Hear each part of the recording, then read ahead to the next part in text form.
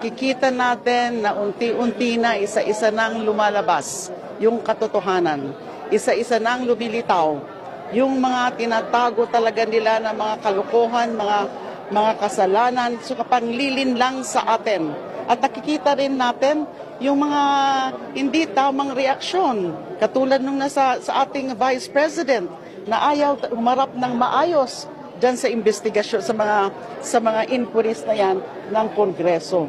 Dapat nakikita ngayon ng mga tao yan na ano bang klase yung mga leader yung ganon.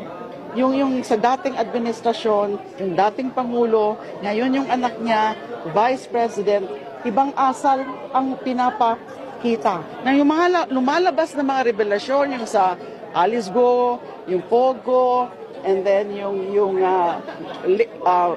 latest, yung bombshell ni former Mayor Jed Mabilog, kailangan makinig tayo. Even if sinasabi nila na may bahid politika yan, na sa tingin ko hindi naman maiiwasan yan. Pero ang pinaka-importante ay yung katotohanan. Ang pinaka-importante ay yung mga tunay na nangyari noon. At syempre, naano rin ako kasi somehow, in a sense, in certain aspects, ay nabibindicate rin ako.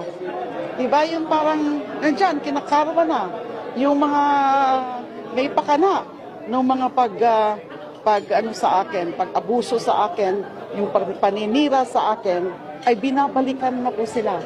Kailangan, let's monitor closely all of this para alam din natin for purposes of next year's election na dapat bang maulit-uli yung mga klaseng leader na yon na grabe pala yung mga naging kalokohan nila.